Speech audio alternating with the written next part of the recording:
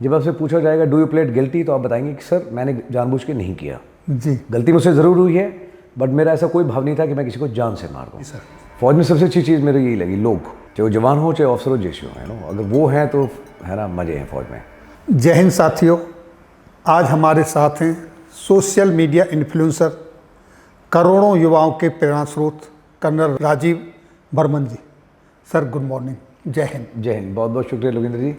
But एक छोटी चीज़, मैं सोशल मीडिया इन्फ्लुएंसर बिल्कुल भी नहीं हूँ, एक सिपाही हूँ, that's it, I am just a soldier and a veteran. Thank you sir. हाँ जी सर, आपने 2 दशकों से भी अधिक सेना में जॉब किया है, हाँ जी कमांड भी किया है, जी। और मुझे ये कहते हुए बड़ा प्राउड हो रहा है कि आपने उस ट्रुप्स को कमांड किया है जिसके नाम को सुनकर हमारे दुश्मन की सेना खुद कांप जाती है। शुक्रिया। आई थिंक पूरी- आई वाज, मेरी खुशकिस्मती है जी सर। मुझे मौका मिला उन लोगों के साथ में काम करने का। तो सर, इस पूरी जर्नी के दौरान हाँ जी, ऐसी कोई आपकी घटना रही हो, कोई इंसिडेंस हो, कोई वाकया हो जिसे आज आप शेयर करना चाहें? बहुत सारे हैं, हर दिन अपने आप में मतलब एक अलग रौनक थी, एक सेलिब्रेशन था, बहुत सारी चीज़ें हैं, यू नो। 21 साल में बहुत कुछ हुआ, मतलब बहुत सारे हैं, ऑपरेशन के लिहाज के हिसाब से, ट्रेनिंग के हिसाब से। बट अगर मैं एक चीज़ बताऊं मैं आपको, जी सर। कि जो सबसे क्लोज है, तो मैं अगर कोई सब्जेक्ट खुद में बात करनी है, बहुत लोग प्रेफर करते हैं कोई ऑपरेशन के बारे में बात करता है, मतलब जो चीज़ मेरे सबसे क्लोज है वो मेरे मैं जवान, JCO देन ऑफिसर्स। जी सर। फौज में सबसे अच्छी चीज़ मेरी यही लगी, लोग, चाहे वो जवान हो चाहे अफसर हो JCO, है ना, अगर वो हैं तो है ना मज़े हैं फौज में। और सारी चीज़ मेरी पीपल सेंटर की रही है, चाहे वो ऑपरेशन हो चाहे ट्रेनिंग हो। कुछ लोग साथ में आपके रहे, कुछ दाएं कुछ बाएं, कुछ सामने कुछ पीछे, कुछ साथ में। तो that is the only thing I would love to talk about. Life के नज़रिए के हिसाब से देखिए या फौज के एक्सपीरियंस के हिसाब से, छोटे से लेकर के बड़ा, उम्र के हिसाब से, रैंक के हिसाब से, ओहदे के हिसाब से, सबसे अच्छी चीज़ और मेरा तजर्बा यही रहा है, लोग। जो सीखा उन लोगों से सीखा है, अपने छोटों से भी, अपने सीनियर से भी और साथ वालों से भी। सर, और उसके बारे में मैं साल भर बात कर सकता हूँ उन लोगों के बारे में, but I am the last person who will talk about my self. अपने बारे में बात करूँगा, मैं आखिरी आदमी हूँ। Okay sir. तो आए दिन हम सुनते रहते हैं, कई बार अखबारों में पढ़ते हैं जी कि उसका फलाने का कोर्ट मार्शल हुआ, ये हुआ, वो, इस तरह की घटनाएं होती हैं। हाँ जी। आपने अपने 21 साल की सर्विस के दौरान क्या कभी कोई कोर्ट मार्शल प्रोसीडिंग्स के आप हिस्से रहे? कोई घटना ऐसी हुई आपके सामने जो आपका कोई एक्सपीरियंस रहा हो? बिल्कुल रहा है। जी सर।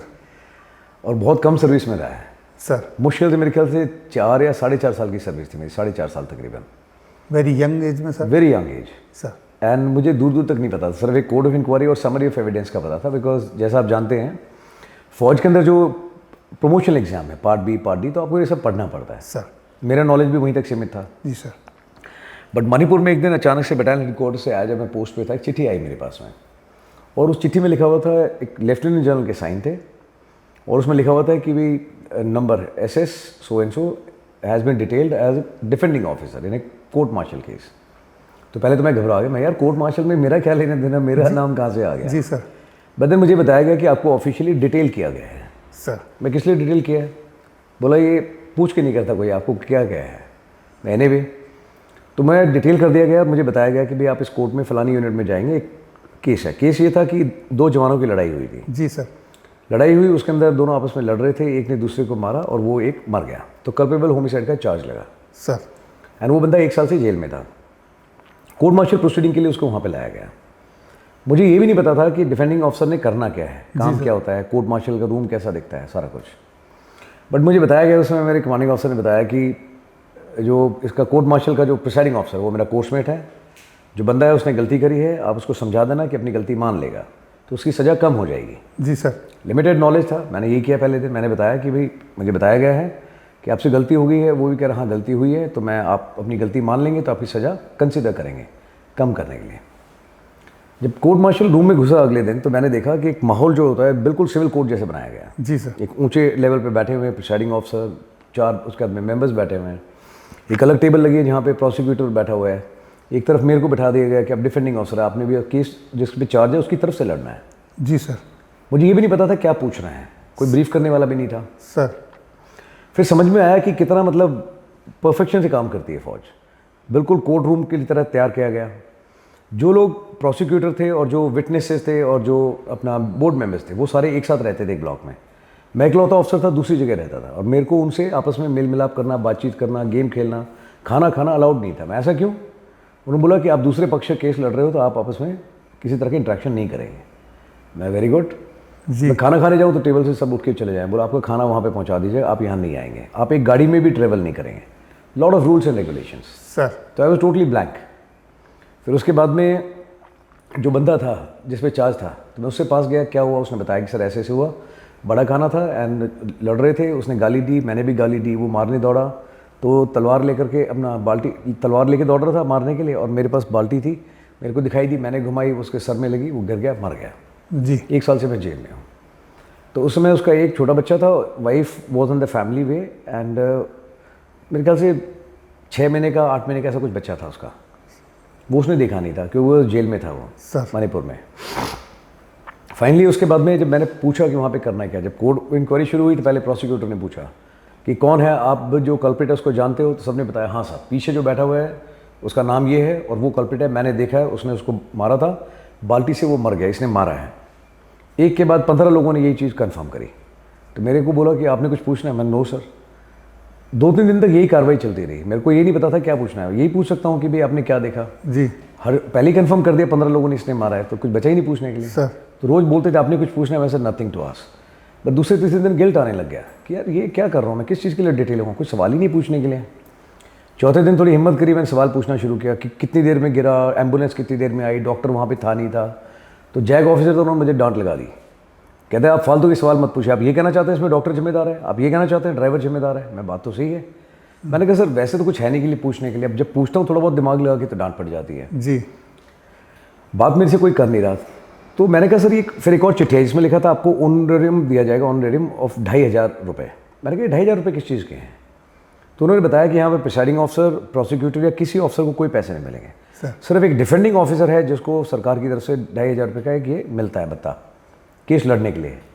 मैंने कहा यार पूछ तो मैं कुछ भी नहीं रहा हूँ, सवाल भी मेरे से कुछ होता नहीं, जो पूछता हूँ उसमें टुकाई हो जाती है। 2500 रुपये किस चीज़ के? वो गिल्ट आया। फिर मैंने जैग ऑफिसर से पूछा, मैंने सर आपको अंदर से ये गिल्ट फील हुआ कि एक तो मैं कुछ कर नहीं रहा मैं कुछ हूं और ऊपर से करना चाहता हूँ बट कुछ कर नहीं पा रहा हूँ, गाइड नहीं कर रहा। 4.5 साल की सर्विस है, कुछ पूछता हूँ तो डांट पड़ जाती है। मैंने कहा सर 2500 रुपये नहीं चाहिए। बोला नहीं, चॉइस नहीं है तो वैसे ही मिलेगा आपको, चाहे केस हारो चाहे जीतो पैसे मिलेंगे, और इकलौते ऑफिसर जिसको मिलेंगे। सर फिर मैंने जाके कोड ऑफ इंक्वायरी पढ़ी। प्रोसीजर आपको पता है, पहले कोड ऑफ इंक्वायरी होती है जी, फिर समरी ऑफ एविडेंस होता है, फिर करते करते बात अपना कोर्ट मार्शल पे आती है।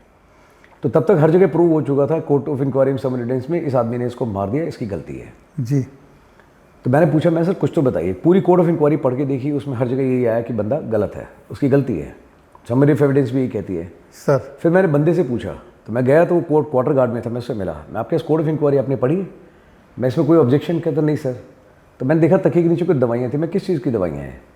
कैसा बहुत दर्द होता है, लोग मारते हैं। मैं किसने मारा? तो उसने शर्ट उतार के दिखाई, पूरी शर्ट के ऊपर ब्लू ब्लैक निशान पड़े हुए थे। बोल साहब आप लोग जो फौज जमा करती है मिलिटेंट, वो लोग हमारे साथ रहते हैं, बहुत मारते हैं साहब। पुलिस में लोकल बोला कुछ नहीं करते सर।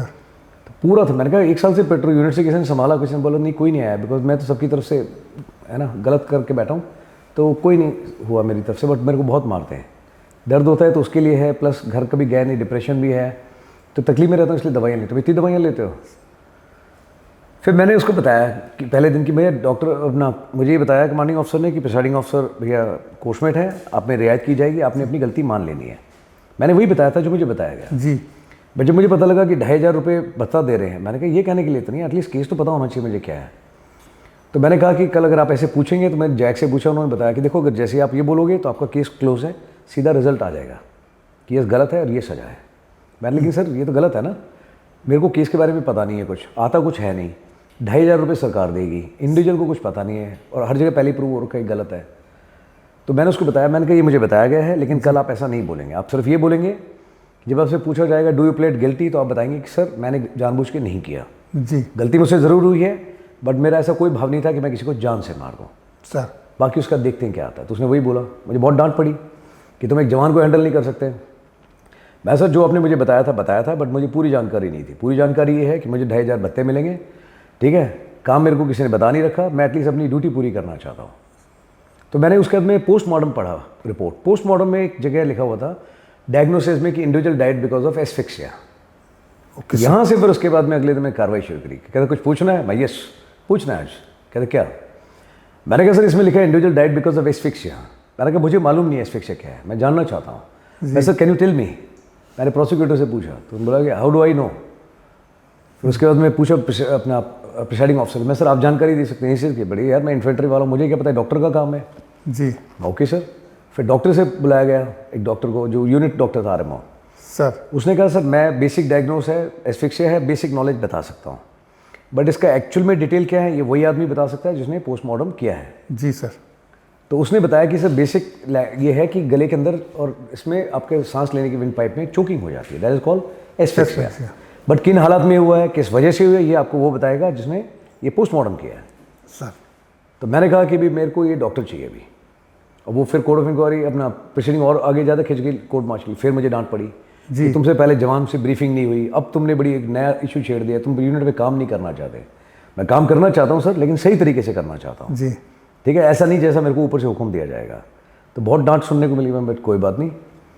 अब सिविल कोर्ट के थ्रू उन डॉक्टर को बुलाया गया। उनकी अच्छी खासी उम्र थी, 60 तो तकरीबन रही होगी उनकी उम्र सर। बुजुर्ग से आदमी थे, वेरी नाइसली ड्रेस्ड ना, शॉर्ट बूट लगा के, एंड सर्दियों के दिन थे, वो टाई लगा के आए। फिर उन्होंने बोला कि क्या कहानी है। फिर मैंने समझाया, मैंने कहा सर इस इंडिविजुअल पे ये केस है कि इन्होंने ऐसे मारा और ये बंदा मर गया, और सब लोग कहते हैं कि इसने गलती की, इसने खून कर दिया है। मैं सिर्फ इतना कहना चाह रहा हूँ कि इसके हाथ से गलत काम ज़रूर हुआ है, बट इंडिविजुअल ने ये सोच के नहीं मारा कि इसने खून करना है किसी सर। ड्रिंक ले रखी थी, इतनी बड़ी फौज है, गलतियाँ करते हैं लोग। ठीक है, बटालियन बॉक्सर है, अगर बाल्टी की जगह मुक्का मार देता शायद तब भी मर सकता था। जी। बट मैं जानना चाहता हूँ एस्फिक्सिया क्या है। उन्होंने बोला ओके ठीक है, आई अंडरस्टूड। उन्होंने एक पेंसिल मांगी, पहले बोला कि मुझे पेंसिल मिल सकती है। पेंसिल ली और उन्होंने बोला कि ओके ठीक है, मैं पेंसिल मार सकता हूँ प्रोसिक्यूटर ऑफिसर के पास। जी। तो उन्होंने देखा प्रिसाइडिंग ऑफिसर तो ओके ठीक है, तो उन्होंने पेंसिल सर पे मारी धीरे से, कहते ओके थैंक यू। फिर बोला एक स्केल मिल सकता है, तो स्केल लिया उन्होंने। बोला मैं can I hit you with the scale? तो उन्होंने बोला sir what is this going on sir, court martial में ये क्या चल रहा है सर? तो उन्होंने बोला कोई बात नहीं, तो उन्होंने धीरे स्केल मांगा। जी। Third thing he asked was कि पेपर वेट मिल सकता है? तो प्रोसिक्यूटर गॉट अनर्ट, कहते सर ये क्या तमाशा चल रहा है, अब ये मेरे कुछ भी मारेंगे सर में। बोला क्यों, इसमें दिक्कत क्या है? उन्होंने बोला सर चोट लग सकती है मेरे सर में इससे। बोला ओके आई एम सॉरी, चोट लग सकती है, रहने दो। देन ही सेड मुझे कोई खुखरी दांव कुछ मिल सकता है? देन तो प्रोसिक्यूटर एकदम बोल गया, he was very senior to me, वो लेफ्टिनेंट कर्नल थे उन्होंने और मैं बरसाती मेजर था, और मतलब कैप्टन नहीं था वैसे तो, जी जी जी। बरसाती मेजर बना था। तो उन्होंने बोला कि भाई क्यों, क्या दिक्कत है? बोला सर चोट लग सकती है, खून हो सकता है, मैं मर भी सकता हूँ। कहते ओहो अच्छा सॉरी, तो उन्होंने वापस कर दिया। Then he said this is called common knowledge. आपको एक कॉमन आदमी को कॉमन नॉलेज में ये पता है कि पेंसिल से कुछ नहीं होगा, स्केल से भी ज़्यादा कुछ खास नहीं होगा, पेपर वेट से चोट लग सकती है, और चाकू और खंजर से मेरी जान भी जा सकती है। दिस कॉल्ड डोमेन है ना, कॉमन डोमेन नॉलेज। जी। What is asphyxia? आपको डॉक्टर ने बता दिया कि विंड पाइप रुक गई है, उस वजह से मर गया है। एक्चुअल में क्या है, आई टेल यू। ये विंड पाइप जब आदमी ने खाना अपना, ये विंड पाइप जो है आपका सांस लेने का, आप नाक और मुंह दोनों थ्रू लोगे, दोनों चीज़ें बंद हो गई, इसलिए इंडिविजुअल की डेथ हुई है। ये जो आपको बताने की कोशिश कर रहा है ऑफिसर, उसकी बात आप समझ नहीं रहे हो। एंड ऐसे जो लोग होते हैं उनको बोलते हैं कोर्ट मार्शल के अंदर एक्सपर्ट ओपिनियन। जी जी। उससे पहले चाहे 15 लोगों ने कुछ भी बोला हो, बट जो एक्सपर्ट ओपिनियन है उसका वेटेज ज़्यादा होता है। जी जी जी। जब उन्होंने ये चीज़ पूछी तो फिर मैंने सवाल पूछने शुरू किए। मैंने कहा सर आपसे एक जानकारी चाहता हूँ कि अगर इंडिविजुअल ने खाना खाया हुआ हो और उसके बाद में अगर चोट लगे, तो उन्होंने बोला कि इंडिविजुअल गिर गया था, गिरने से यहाँ दबाव पड़ा, बाल्टी लगी, बाल्टी लगने से इंडिविजुअल नीचे गिरा, नीचे गिरते ही छाती में प्रेशर बना, उसकी वजह से wind pipe through nose and mouth block हो गया, तो इंडिविजुअल की डेथ हुई है। बाल्टी लगने की वजह से नहीं हुई। तो बोला नहीं लेकिन बाल्टी मारी है। बोला वो कारण हो सकता है, बट इंडिविजुअल अगर पैर से ठोकर खा के भी गिर जाता ना और छाती में प्रेशर आ जाता, वो तब भी मरता, तब भी हो सकता था, तब भी ये पॉसिबिलिटी है, तब भी हो सकता था। तो बोला लेकिन इसने बाल्टी मारी, कहता वो एक जरिया बनाया है। ठीक है, फौजी आदमी है, आपका बंदा, आपको ज़्यादा जानकारी होनी चाहिए इसका डिसिप्लिन ओवर अभी तक कैसा रहा है। ठीक है, डिसिप्लिन एक इंसिडेंट अलग, बाकी पूरी सर्विस एक तरफ, आप आइसोलेशन में ना देखें। जी सर। मैंने कहा सर अगर खाना खाया इंडिविजुअल ने तो क्या प्रॉबिलिटी ज़्यादा है? तो बोला 100% प्रॉबिलिटी ज़्यादा है। मैं सर उस दिन बड़ा खाना था, बड़े खाने के अंदर अच्छे से खाना खाया, उसके 15 विटनेस है, दोनों लोग जो लड़ रहे थे, जिसको मौत हुई है उस इंडिविजुअल ने खाना खाया हुआ था, अच्छे से चिकन खाना वाना सब कुछ खाया हुआ था, खाना खाने के बाद ही कार्रवाई हुई है। तो उन्होंने बोला फिर उसके अंदर 100% चांसेस बढ़ जाते हैं। मैं अगर लिकर ली हो तो बोला फिर और 100 गुना बढ़ जाते हैं। मैं सर बड़ा खाना था, बड़े खाने के अंदर 60 ml इशू, 2 ड्रिंक इशू हुए थे 120 ml। जी। मैं फिर एक खुशी में सीओ ने भी इशू किया था सर 180 ml। तो कोर्ट ऑफ इंक्वायरी हालांकि फिर बहुत सुनने को मिला, बड़ी तुमने कोर्ट क्या किया। भाई जो बात सच है वो बता रहा हूँ, मैं सीओ के अगेंस्ट नहीं बोल रहा, मैं जो हकीकत है वो बता रहा हूँ। ठीक है, इशू किया तो क्या, इसमें क्या गलत बात है, बट वो इशू करने के बाद में किसी और ने गड़बड़ करी, वो तो उसकी जिम्मेदारी बनती जी। बट उसके लिए बहुत डांट पड़ी, तुमने मुझे कैसे बोला कि सीओ ने इशू किया। भाई मैं होता तो ठोक दबा के बोलता किया मैंने। तो उन्होंने बोला कि ड्रिंक ले रखी है, खाना खा रखा है, 200% चांसेस ज़्यादा है। फिर प्रोसिक्यूटर बहुत नाराज हो गया, बोला लेकिन यहाँ पे ब्लू निशान था। जी। तो इसे ब्लू निशान तो पैथोलॉजी, आप मेरी रिपोर्ट देखिए, उसमें मैंने 10 जगह दिखा रखे हैं। बाल्टी एक जगह लगी थी, निशान एक जगह होना चाहिए, 10 जगह कैसे हैं? बोलो 10 जगह इसलिए हैं बिकॉज जब यहाँ चोक हुआ तो जगह जगह ब्लड क्लॉट हो गया, जी। तो उस वजह से जगह जगह वो नीला पड़ा हुआ है, एक जगह वजह से नहीं है। तो बाल्टी लगने से डेथ नहीं हुई है, ठीक है। खाना खा रखा था, ड्रिंक खा रखी थी, उस केसेस में होना ही था। ठोकर खा के गिरता तब भी मर सकने की पूरी पॉसिबिलिटी थी। तो it was not intentional, that is all what I wanted to prove. तो पूरा केस एकदम से चेंज हो गया। जब ये केस चेंज हुआ तो उसके बाद में सज़ा उसको बताई गई। 2 सज़ा थी। पहली सज़ा थी कि अपना इस इंडिविजुअल को वो दिया जाए, मैं भूल रहा हूँ, what do call it,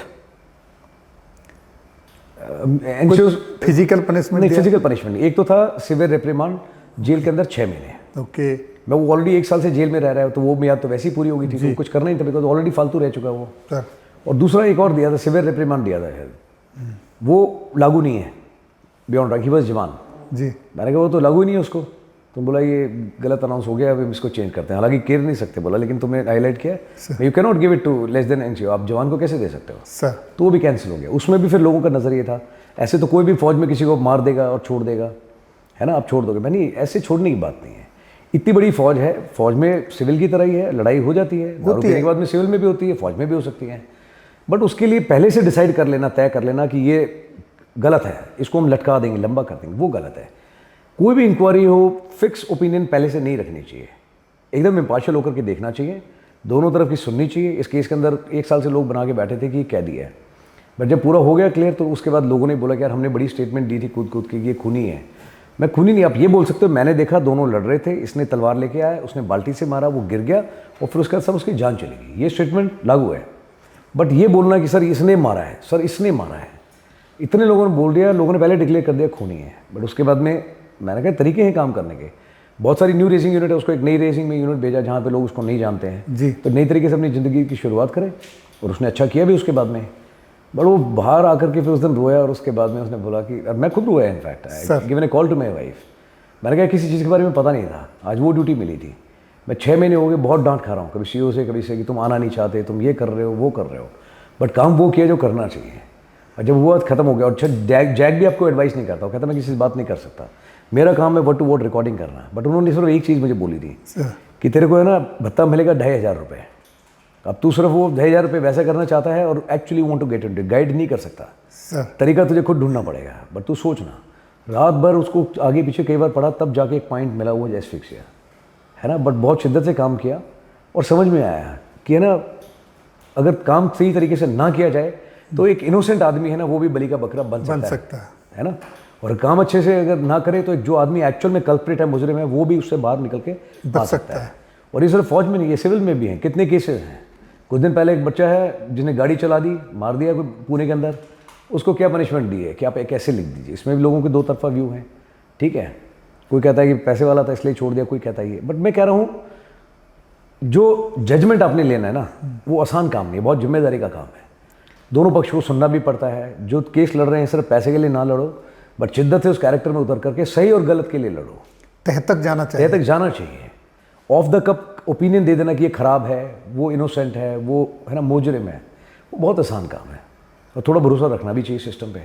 but court martial एक मैंने देखा है, जब हो रहा होता है ना, तो जिस यूनिट में थे सीओ भी बीच में आया था, I think sir everything is going on, जैक था, मेजर था, बट क्या वार्निंग दी थी प्रिसाइडिंग अफसर ने, बोला sir this is court martial going on, it is sanctity, please don't enter the room until unless you are called for, otherwise there will be an action against you. मतलब इतना तरीके से, मैं ऑफिसर होने के बाद में भी ऑफिसरों को आपस में मिलने नहीं दिया जा रहा कि आप उस पार्टी से कर रहे हैं, आप बिल्कुल वो काम करेंगे, आप इस पार्टी से काम कर रहे हैं उधर करेंगे। But at the end of the day वर्दी के अंदर जो आदमी है, जिसकी ड्यूटी है, वो अपना काम कैसे करता है वो मैंने रखता है। पर कोर्ट मार्शल तक अगर कोई चीज़ पहुंची है तो मतलब थोड़ी सेंसिटिव है, नहीं तो क्या court of inquiry summary of evidence में निपट जाता है। सर फौज का एक जनरल जो नज़रिया मेरा रहा है वो ये है कि भैया पनिशमेंट देनी चाहिए। सीएचएम कुछ ऐसी हैं दिक्कतें हैं जो सीएचएम लेवल पे खत्म हो जानी चाहिए जी। सीएचएम में उसने बता दिया बड़ी दोबारा करा रगड़ दूंगा, बात खत्म, वो जीएसओ तक नहीं पहुंचनी चाहिए। कुछ चीज़ें जो जेशो तक हो जानी चाहिए ख़त्म, कि भाई मेरे को बता दिया, मैं सबको अपने आप बता दूंगा, बट इससे आगे नहीं जाएगी।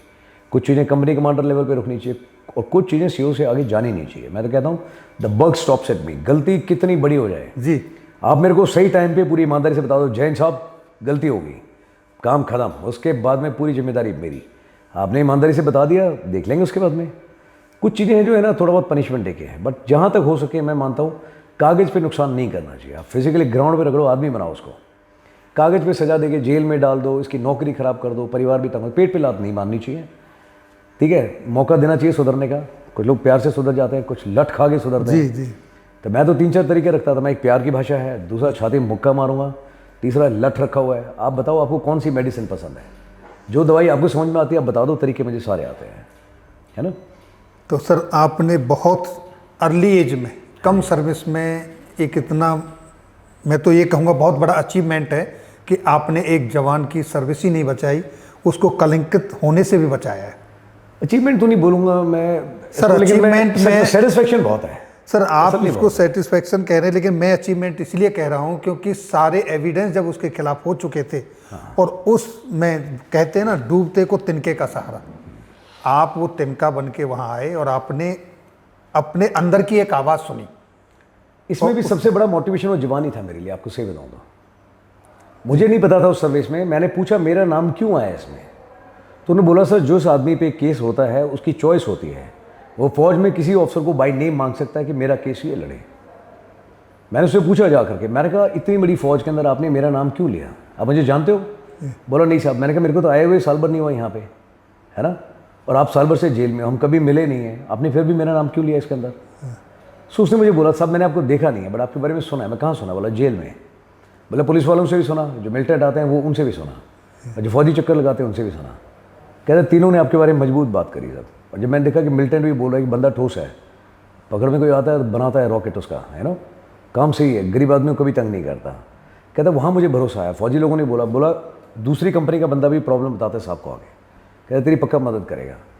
कहते मैंने उस भरोसे में बोला। वो that thing and really touched my heart, कि मैं बंदा ये कह रहा है कि साहब आपके बारे में मिलिटेंट से, फौजी आदमी से और पुलिस वालों से, तीनों सुना है कि ये लड़का अच्छा है। कहते मैंने इसलिए आपका नाम ले दिया बिना देखे। तो मुझे लगा कि यार अगर इतना कंफर्मेशन इसको है तो जान तो मारूंगा मैं, इसलिए नहीं कि इसको बचाना ही, गलती होती तो सजा भी पक्का दिलाता उसे। जी, बट गलती थी, मतलब इंटेंशन नहीं थी उसकी मारने की, इतना जानता हूँ बस। उसके हाथ से गलती ज़रूर हुई। उसने तो अपनी सुरक्षा में किया था वो काम। जब उस सामने वाला उसके ऊपर अटैक कर रहा है तो अपनी सुरक्षा के लिए किया, और उसमें वो एक हादसा हो गया। उस हादसे को उसके ऊपर थोप दिया गया अज्ञानता के कारण। वही भाई, फौज में दो आदमी लड़ रहे हैं, बॉक्सिंग में भी आदमी मर जाता है आपस में, ऐसे हुए हैं बाउट्स जहाँ पे बॉक्सिंग खेल रहे हैं, गेम खेलते हुए गलत जगह टकरा जाता है। मतलब आप काम जो भी कर रहे हो, चाहे पूजा पाठ कर रहे हो, ठीक है, चाहे आप ऑपरेशन करो, भाव ज़रूरी है। जी सर। अगर मारने का भाव नहीं था तो यार ठीक है, कोई बात नहीं, गलती होगी, बहुत बड़ी गलती, वो भी मान लो, बट पहले से बिना पूरी बात सुने ये मत तय करो कि ये मुजरिम है या ये इनोसेंट है। जी सर। पहले सुन लीजिए, अगर है मुजरिम तो पक्का ठोक दबा के सजा दीजिए, इनोसेंट है तो आप उसको मौका दीजिए। तो अभी आपने सुना राजीव बर्मन साहब को कि किस तरीके से उन्होंने कोर्ट मार्शल की जो प्रोसीडिंग्स थी एक अर्ली एज में उसमें पार्टिसिपेशन किया, अपनी बखूबी जिम्मेदारी निभाई। तो ये आज हमारे साथ हमारे करोड़ों युवाओं की, मैं तो कहूँगा कि जो 70 और 80 के दशक में जो हीरोओं को लेकर एक ट्रेंड हुआ करता था, आज उस तरीके से युवाओं की दिल की धड़कन है। अगर आप सोशल मीडिया पर सर को देखेंगे तो ज़मीन से गिरे हुए इंसान को, बच्चे को भी उठा देते हैं, इस तरीके से वो मोटिवेट करते हैं। इसके लिए सर आपको तहे दिल से मैं हैट्स ऑफ सैल्यूट करता हूँ। बहुत बहुत शुक्रिया लवेंद्र, और बहुत बहुत शुक्रिया।